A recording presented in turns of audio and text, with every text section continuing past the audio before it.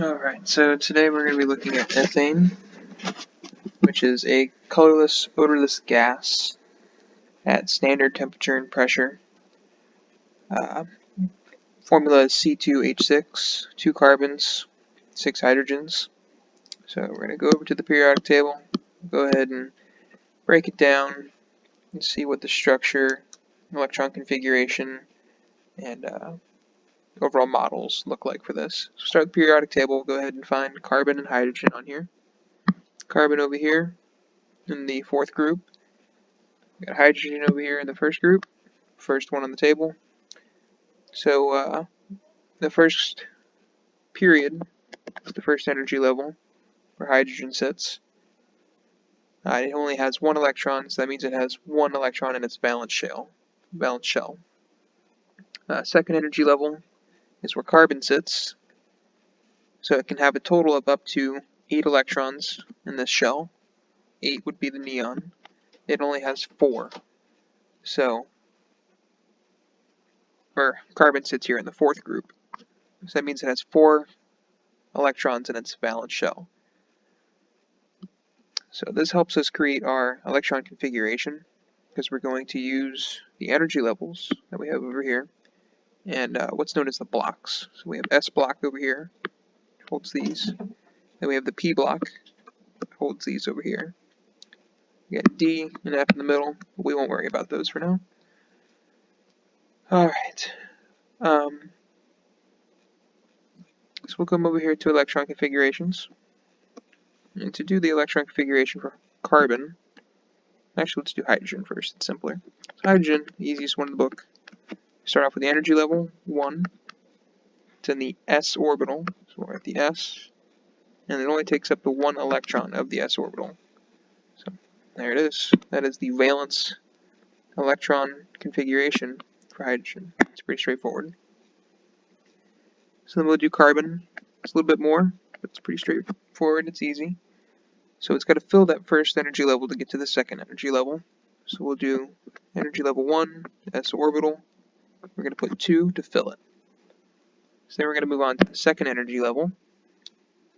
So we'll put that 2. We got to fill the s orbital to get to the p orbital. So s, then we're going to fill it 2. Let's come over here to see what we're looking at. So we filled the 1s1, 1s2. We have the second energy level, 2s1, 2s2. We still have 2 more slots that we need to fill out of the 6 total for the p orbital, p orbitals.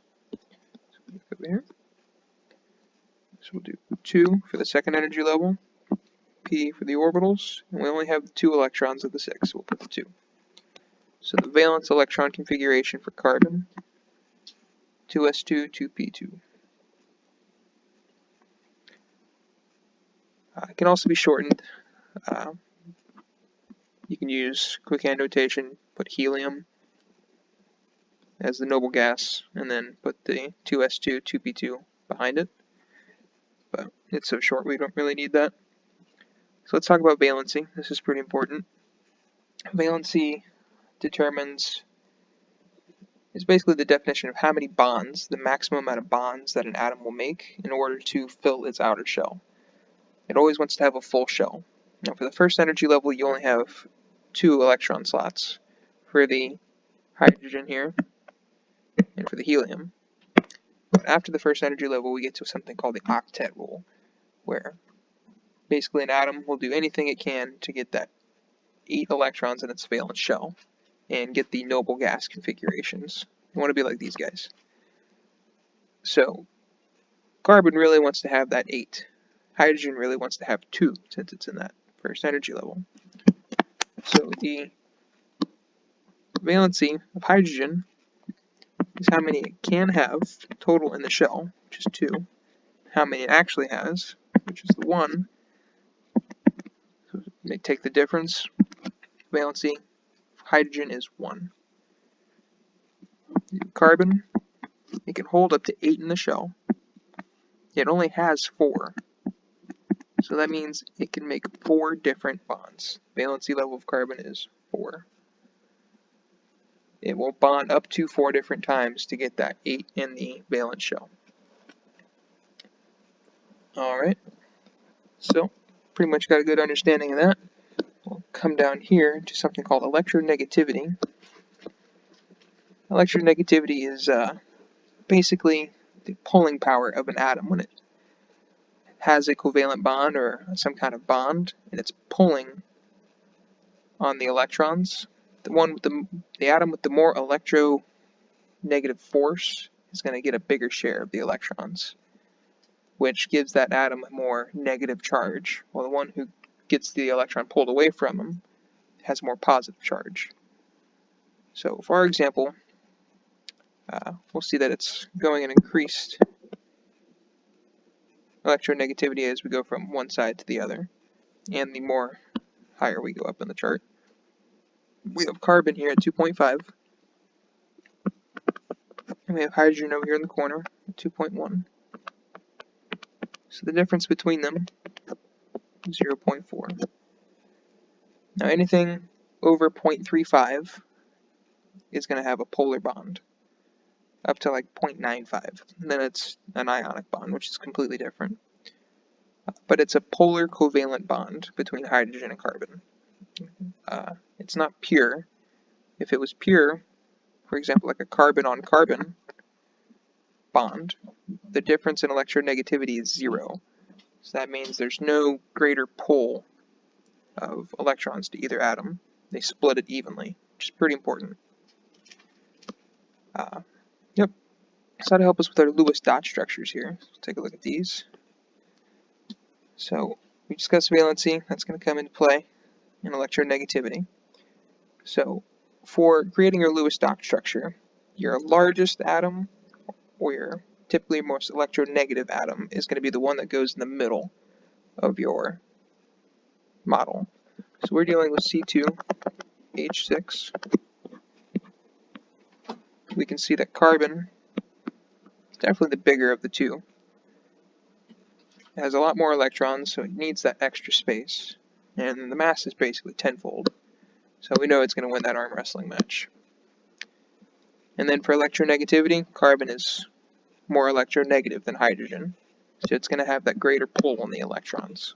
So carbon goes in the middle. We're going to put the two carbons in the middle. We're going to aim for symmetry here. Let's do a rough shell. Now we have 6 hydrogens left over. They've already taken the one side for the bond between the two carbons. So we're kind of just going to jot them around here to make them even.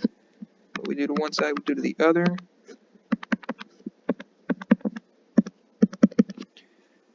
Alright, that looks pretty good. Nice and symmetrical right down the middle here. In the middle here. And we have the most electronegative in the middle. So let's see if this checks out.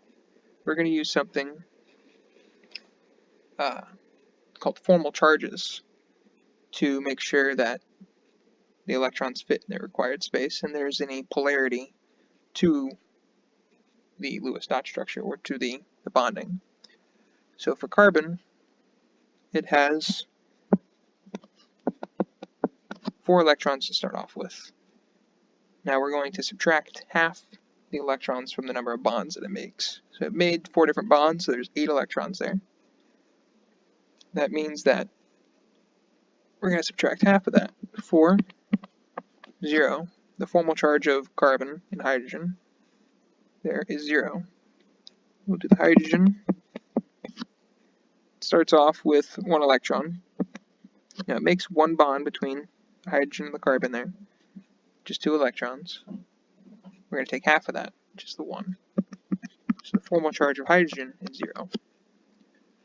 And that's equivalent for all of the atoms in the molecule there, since they're all splitting between either carbon or hydrogen. So the formal charge of the overall molecule is 0. It's pretty great because there is no negative or positive symbol up here to indicate that it's an ion. Alright, so let's talk about polarity. Polarity is pretty important. So because of the difference in electronegativity up here, carbon is going to have that greater pull on the electrons versus hydrogen. So we have Let's do the blue. The negative ones pulling closer to the carbon.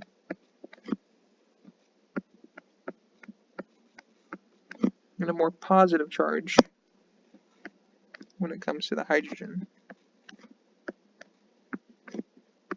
Everything is pulling inwards towards the center of the molecule, which is it's good. You want a nice strong central pull, keeps the molecule together, keeps it stable.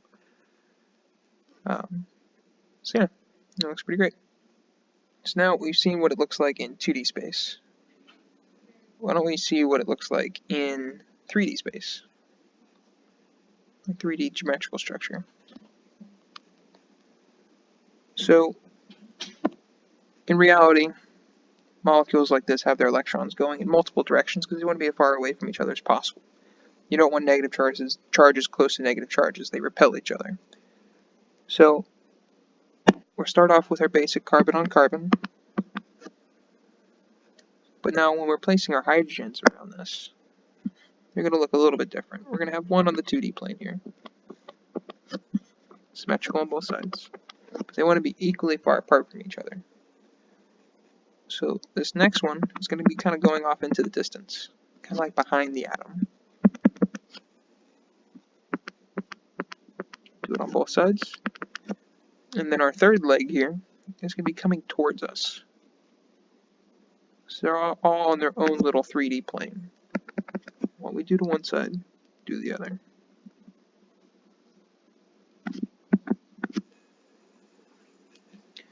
So instead of it being on a 2D flat plane, all equal with each other, one's going towards us, one's going out into the distance, and the one's just kind of sitting here flat. So they have their own dimension, but they're all equally distant apart. That's very important. So when it comes to bonding like this and making these models, there can be some differences between them. So like the Lewis dot structure, for example. If there were to be a double bond here, which there isn't for the molecule that we have, but if there was to be a double bond, say, we'll make one up right here. No, that's lame.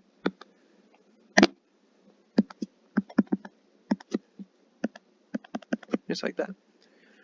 So if we were to have a double bond on this side, we could equally draw that as being on this side, and they would be the same molecule, but we don't really know which one it is unless we do some pretty intense scientific research. So what they tend to do is to draw both of them and then put an arrow in between them, like so. So instead of that, they'll do the bond on this side. One's on the right, one's on the left. And it's kind of a blend between them. So that's a resonance hybrid. So we don't know that it looks like this or like this, but kind of like a blend of the two. So it just gives us an image of what it could look like. And that's pretty much it in a nutshell. So I hope you understand the structures here, and how we got them, and why the valence electrons fill exactly 1, 2, 3, 4, 5, 6, 7, 8, 9, 10, 11, 12, 13, 14 out of the 14 possible ones of our molecule here. I guess we should probably show that real quick. So carbon has the 4 electrons. I put a multiplication sign. But we have 2 of them. Hydrogen has the 1 electrons, but there's 6 of them. Electrons added together, 14 valence electrons, which is how many we have placed around our molecule here.